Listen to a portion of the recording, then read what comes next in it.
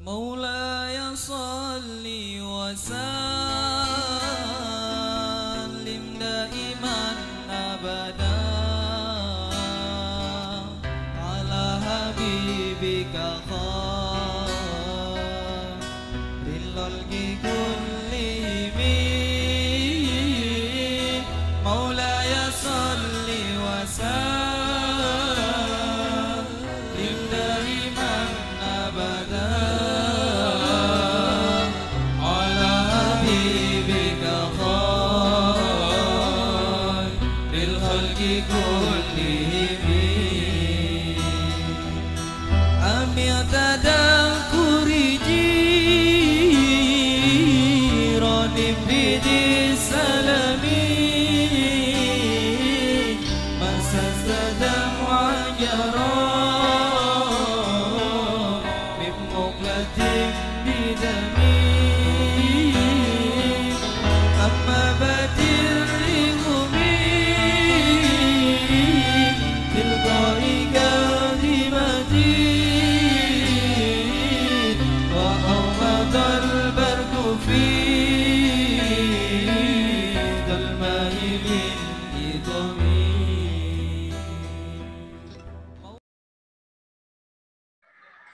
Bismillahirrahmanirrahim. Nahmaduhu wa nusallimu ala rasulil karim. Tutorial menyalakan ulwah ya. Pertama siapkan lilin ya, lilinnya kecil aja, nggak usah besar. Karena dulu Syekh Akbar Muhammad Daud menggunakan lilin ya untuk membakar ulwah, lalu siapkan seperti biasa ya, kriket.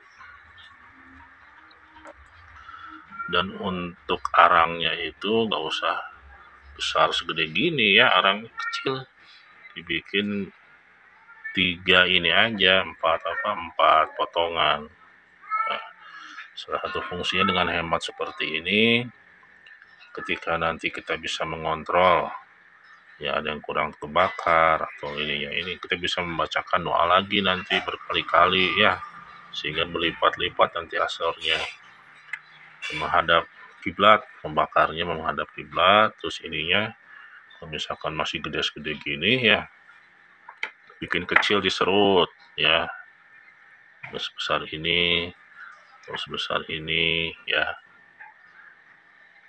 Kalau terlalu besar nanti ininya malah mati arangnya ya. Lalu yang pertama setelah nyala bakar dulu arangnya. Nah, arangnya persiapkan dulu. Nah, ces.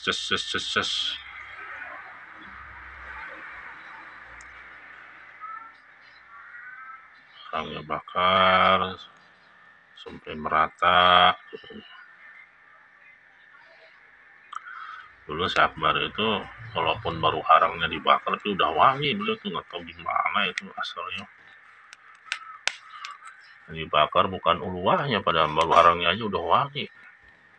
Subhanallah.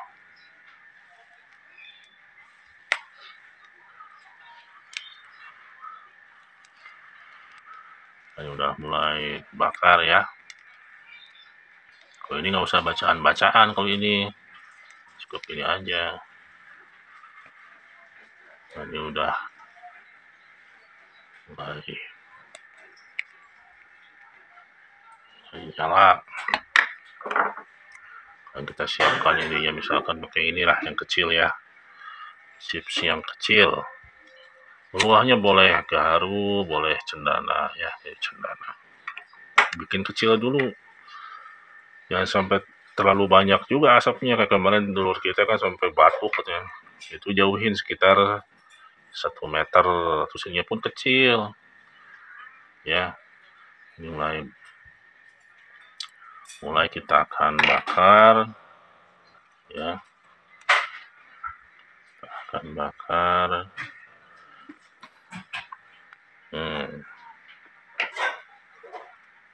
Nah, ketika bakar ini bacakan sanad itunya.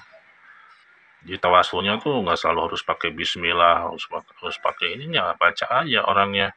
Siapa gitu misalkan Wabi haki Syekh Akbar Muhammad Daudalan, Syekh Akbar Muhammad Daudalan, Syekh Akbar Fatah, Syekh Muhammad bin Ali As-Sanusi, Syekh Ahmad bin Idris Abdul Wahab Atasi Al-Maliki, Syekh Abdul Rahman bin Ahmad An-Nakhali, Syekh Ali As-Saqafi, Syekh Abdullah Syekh Yahya bin Muhammad Al-Musri, Syekh Fakih bin Ibnu Hajar Al-Haytami, Muhammad bin Abu Hamid Al-Musri, Syekh Aziz Abu Rahim Al-Faruqi, Syekh Mu'in As-Sairi bin Jamudi, Syekh Abu Hasan Ali Al-Baghdadi, Syekh Ahmad bin Al-Khattabi Al-Baghdadi, Syekh Muhammad bin Ali Al-Bajali, Syekh Ubaidillah Al-Hadani, Syekh Abu Isa Al-Aridi, Syekh Abu Tayyib Ahmad bin Amru, Syekh Abdullah bin Wahab, Syekh Abdullah bin Umar, Sayyidina Muhammadin Rasulullah Sallallahu Alaihi Wasallam. Ini sekarang udah kebakar.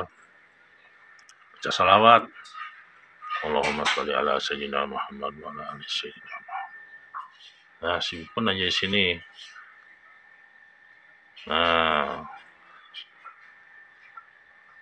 kalau ininya terbakar kayak gini, ini harus dimatiin dulu ya. Nah, setelah ini baca doa ininya, doa apa? Doa istighfarnya. Kan udah kecium wanginya nih. Nah, Allahumma la aisa illa aisal akhirah faslihil ansori wal muhajirah. Nah, simpan di sini. Allahu Akbar. Salah satu fungsinya yang saya dapat hikmahnya kenapa kecil-kecil. Jadi misalkan cepat habis. Ya, kita ini kan sekitar 30-40 menit ya. Nah, kita itu ketika ininya habis, ya si uluhnya ataupun ini ya, maka kita bakar lagi. Cukup bacakan doa yang tadi. Ya, baca bakarnya. Allahumma la aisa illa aisal akhirah faslihil ansari wal muhajirah. Nah, tinggal bakar lagi. Jadi berkali-kali dalam ketika habis itu semakin banyak lipatan-lipatan asrornya. Kalau keris itu kan lipatan tempa besinya semakin kuat, semakin bagus. Sama ini juga gitu.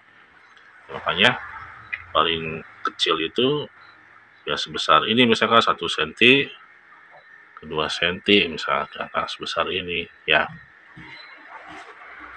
Itu.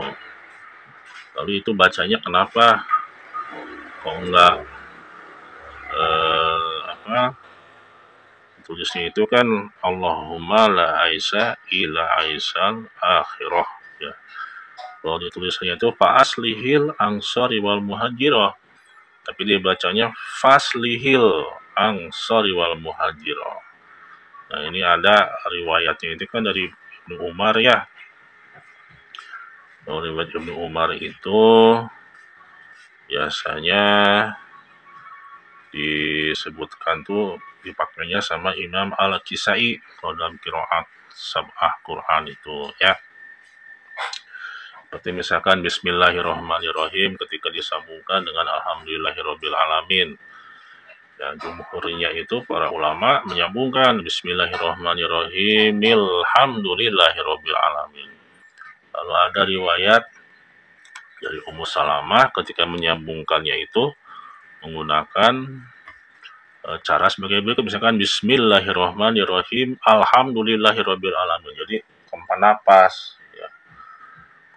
Kalau dari riwayat Imam Al-Kisai ya, dalam qiraat yang ke-7 ya, Bismillahirrahmanirrahim itu jadi Alhamdulillahirabbil alamin ya. Jadi alhamdulillah di sana itu masuk kepada mim di akhir Bismillahirrahmanirrahim.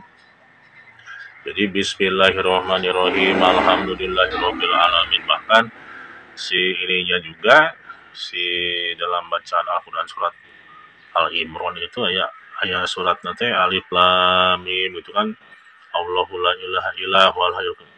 Dan sana itu bacanya alif lam mim Allah. Jadi maullah enggak Allah.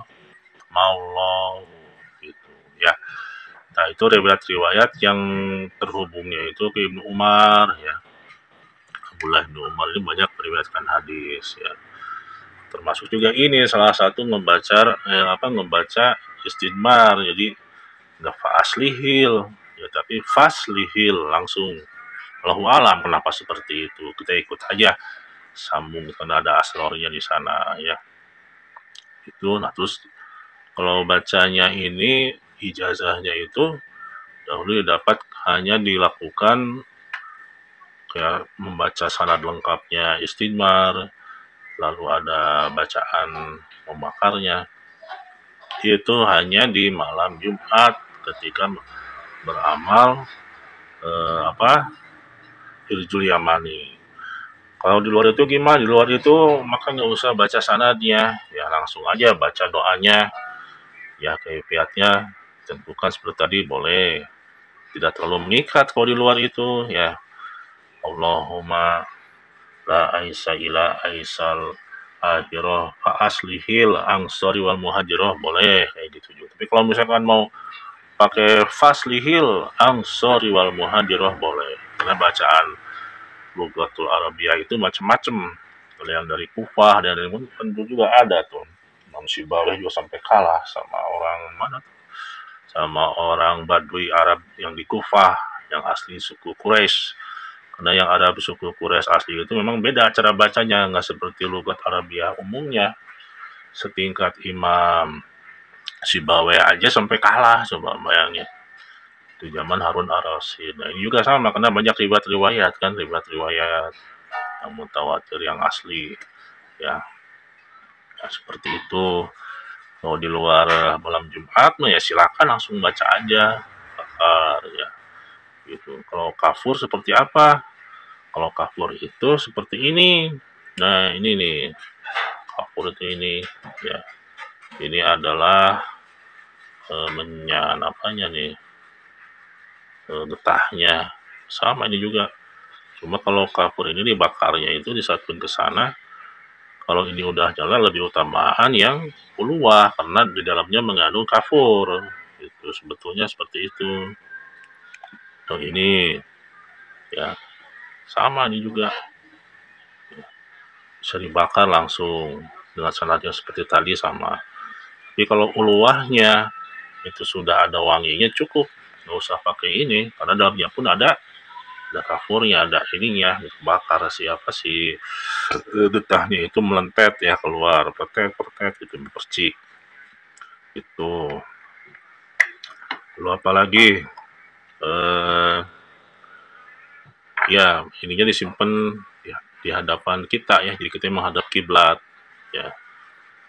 Kalau misalkan bakarnya banyak ya kemarin dulu Adnan tuh kan satu ini ya sampai 2 saya lihat tuh, itu kebanyakan ya, harus ini juga harus dikira-kira ya. Kayak Hafiz Uthman juga bakarnya kalau emang sedikit karena dia mendapat pahala lipatan asrnya, ketika habis kebakar lagi, baca doa lagi itu gitu. Mereka itu dia sangat apik ya, ada hikmahnya perilaku mereka itu.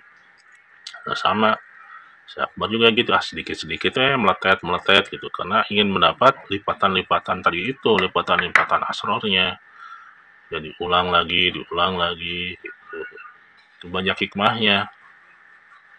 Kalau kita kan nggak mau ribet dari yang ini, satu bundal langsung bulat set bakar, padahal ya nggak seperti itu, harusnya sesuaikan.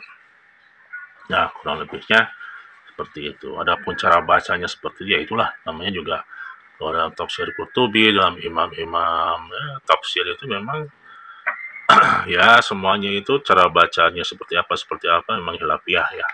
Tapi kalau kita ngambilnya sanadnya ke Akbar Muhammad memang seperti itu ya. Abdullah bin Umar cara bacanya pun jangankan Al-Quran ya, Bismillah aja udah beda.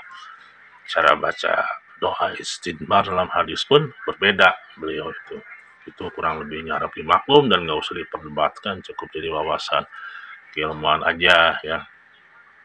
Bahkan kalau ya kayak gitu mah udah nggak aneh sih ya, banyak banyak khilafiyah ya, perbedaan pendapat. Bahkan ada tuh kalau fikih itu ada salah satu kitab yang mengatakan kurban itu bisa sah dengan ayam jago, malahannya kitab apa tuh namanya. Tapi kan kalau dibahas ke publik, waduh rame itu. Urusan nasabah aja rame sekarang. Lagi kurban bisa sah pakai ayam jago sah katanya. Kalau nggak ada adat terima gitu. Itu kan luar biasa kalau sampai gitu. Ya, tapi emang ada ini pendapat-pendapat kayak gitu, ada kitabnya pun ada. Ya, yang nggak mampu kurbannya domba ke ayam jago katanya. Itu kan harus ditelusur riwayatnya seperti apa, yang riwayatin seperti apa kan gitu. Kalau ini ke publik rame gitu. Ya bacaan malah jangankan ini, banyak memang ilafiah lah gitu ya. Tapi kembali ke kita, kalau seringnya dengan amalan yang saya ijazahkan seperti itu ya dari dasarnya ya. Tapi kalau kayak ulama-ulama dulu juga ya, riwayat-riwayatnya kayak Imam Kasai ini dalam pembacaan qiraatnya, para ulama itu bahkan sejaman dengan mereka, kayak Imam Syafi'i ya, terus juga Imam Yahya bin Ma'in ya. Beliau itu bahkan mengatakan barang siapa yang ingin mendalami ilmu nahwu yang benar, dan kita itu perlu belajar kepada Imam Al-Kisai ya, karena banyak kita itu berhutang budi kepada beliau, banyak meriwayatkan cara bacanya. Bahkan sebagian lagi mengatakan bahwa ketika beliau Imam Al-Kisai ya membaca Al-Quran dan dia berbicara, meriwayatkan bacaan-bacaan dalam hadis ya, para ulama itu seakan-akan melihat malaikat itu menjelma dalam lisannya Imam Al-Kisai dan berbicara. Imam Al-Kisai ini Imam Al-Sunnah ya, jamaah. Begitupun